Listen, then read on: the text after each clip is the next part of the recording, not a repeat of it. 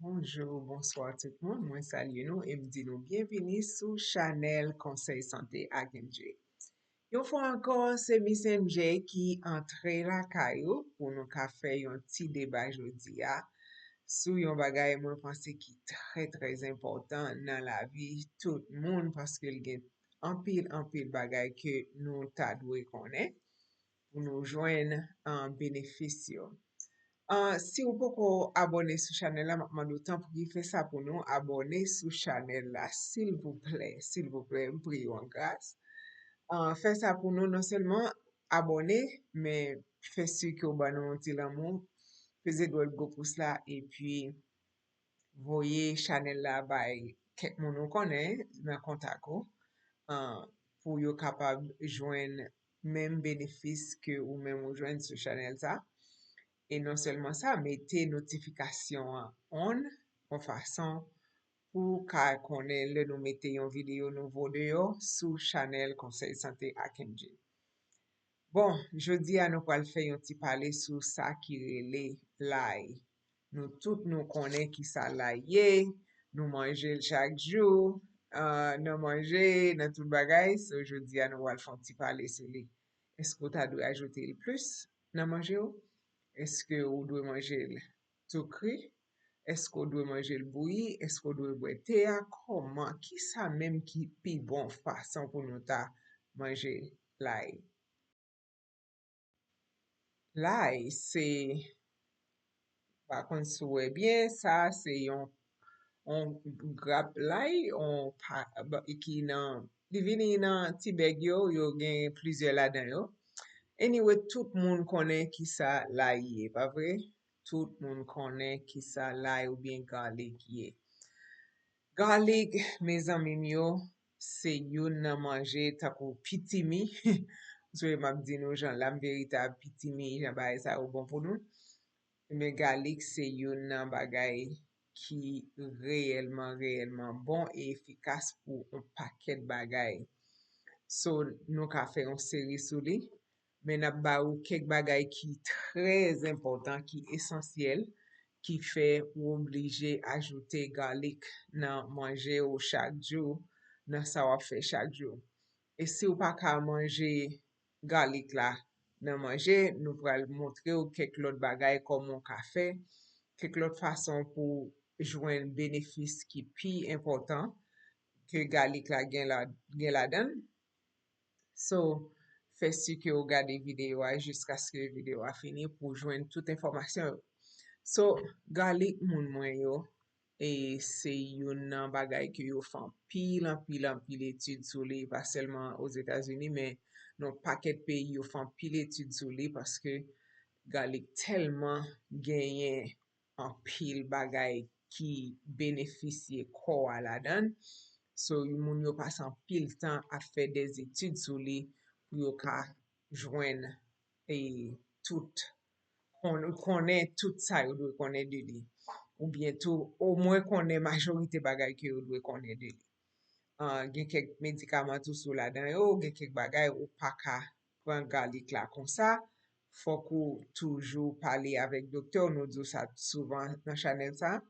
Si nous faisons une vidéo sur un bagay, nous voulons faire sûr que ou communiquer avec docteur pour qu'on ait est-ce que ou ka manger en quantité ou bien pas manger en pile là-dedans ou bien manger un petit cal ou bien pas manger du tout parce que gen bagay lo ajouté yo nan diet ou li vin fait une série d'effets sur une série de l'autre bagay.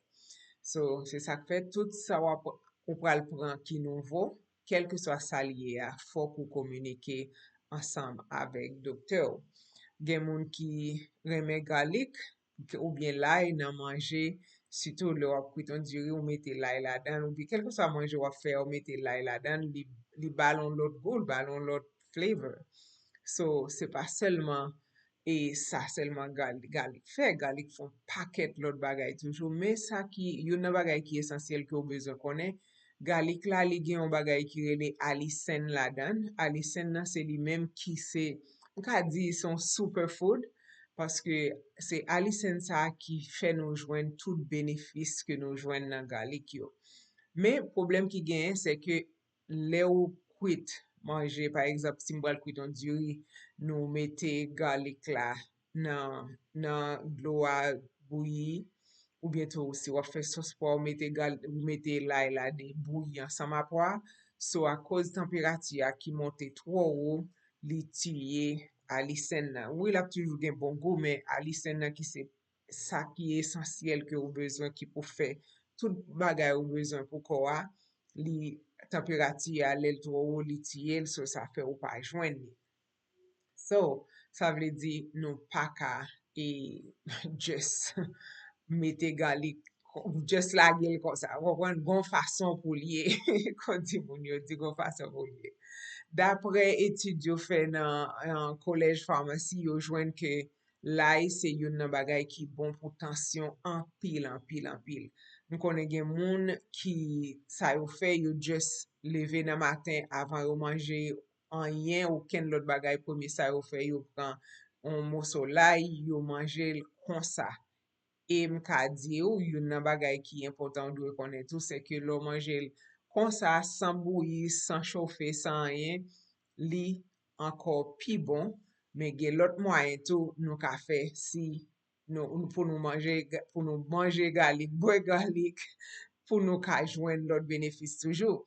Parce que yon nan étude que Oxford University te fè sou garlic tou, sou l'ail, yo jwen ke l'ail se yon nan bagay ki si yon moun pran ni chaque jour, li desan kolesterol, bad kolesterol la, sak pa bon, hein? Elle dit elle li desan ni de 15 à 20%. Ça, c'est yon gros bagay, parce que nou konen gen an pil frère se nou yo ki nan remède kolesterol, ki nan remède tension. So, si ou fè tension, ou fè kolesterol, mka di ou depi jodi a, komanse fè plan le alwe dokteur pou pale avel pou konen eske ou ka ajoute e l'ail nan régime ke ou fè chak jou takay yo.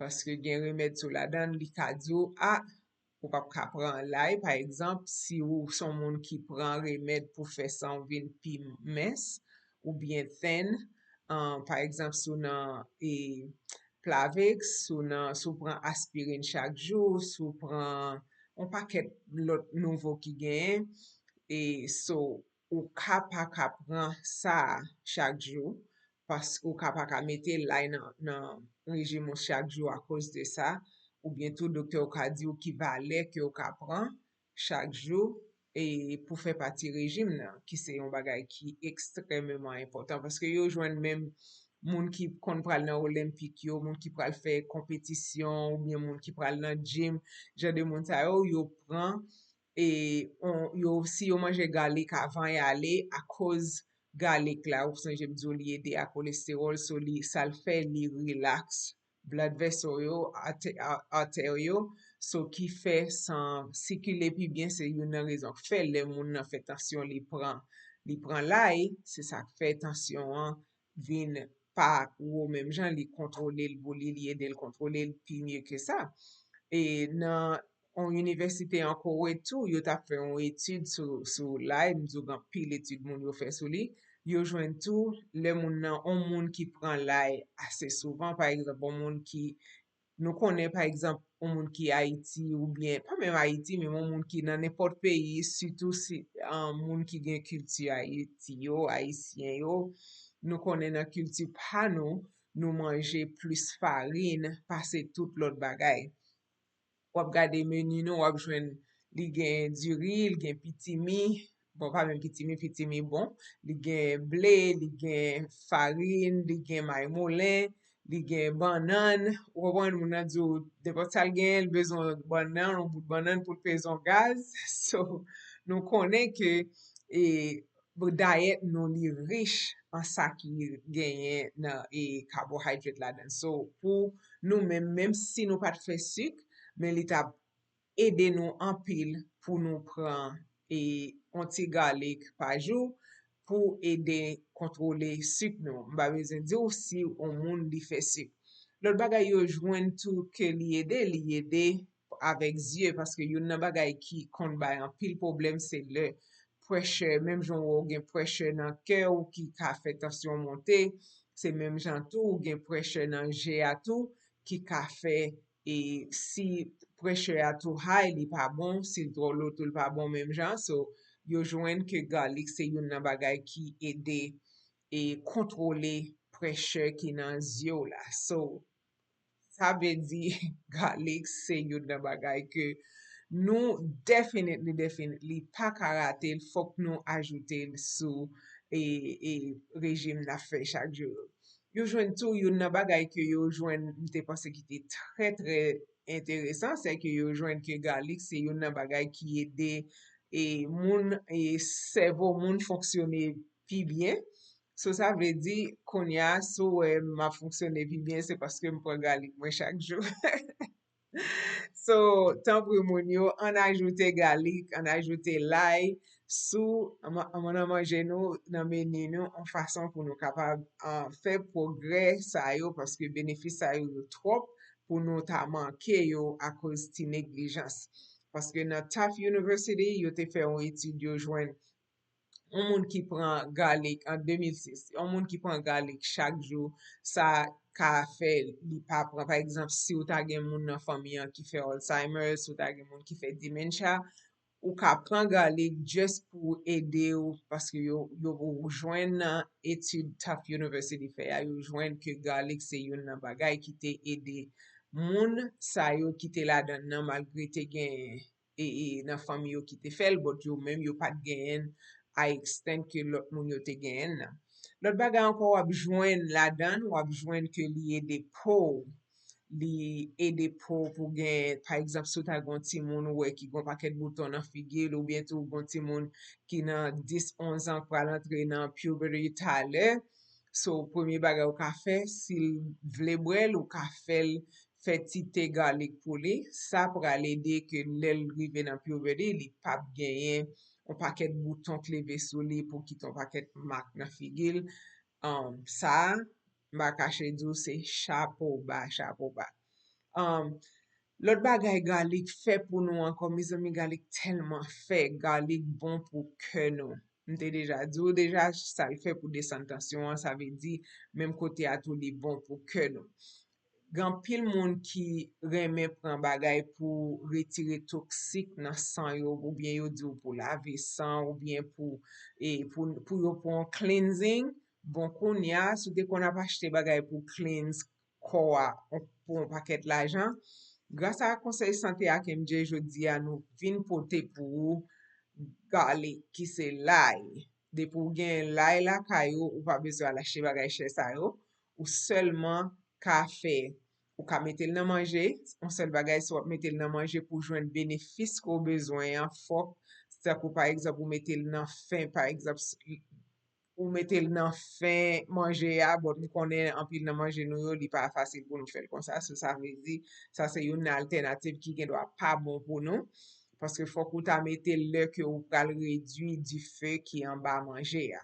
Etan diske nou konen, jan nou fe manje nou yo, nou bouyi poa ansama garlic la, amen li komanse just, komanse fè an dan santi bon depi au komansman. So, ou ka find ways. Lot bagay ou ka fè, mpite di deja ou ka fè te avèk li. Te a, so wap ajoute nan te a, se wap ajoute si ou miel nan te a, e wap ajoute on ti citron nan te a. 3 bagay sa yo.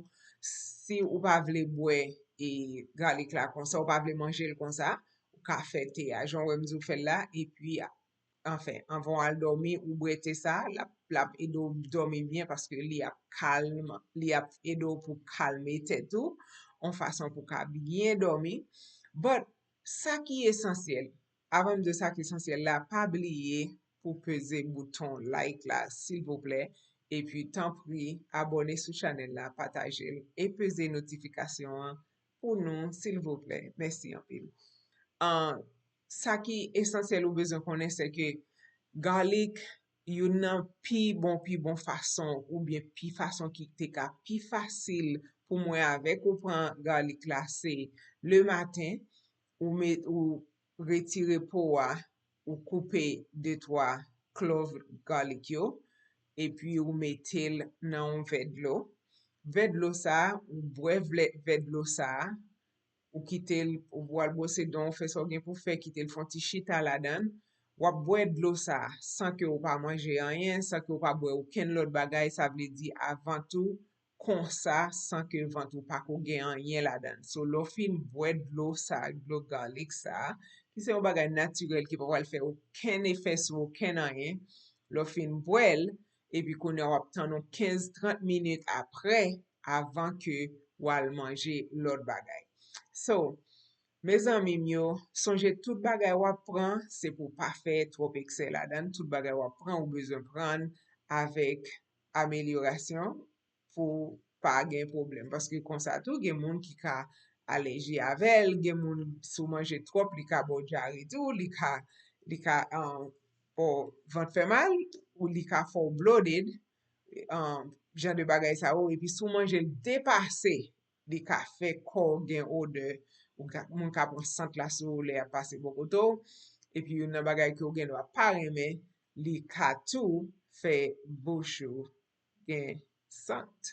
So, sa ve di tout sa na fe nan la vi ya, fok nou fel avek amelyorasyon. Si nou te kon fe, si nou te kon pran on barik, na pran on ti kivet piti pou amelyore tout bagay yo pou on fason pou yo kapab jan yo dwe ya. Me zanmim yo, mersi an pil pou tan, mersi desko te pase sou chanel la, m souwete ke ou pase yon tre tre bonne semen an ba proteksyon bon Dieu ki tou puisan, e na pouwe ankon tre prochenman pou yon lot video pare. Mersi tout moun, a la prochen.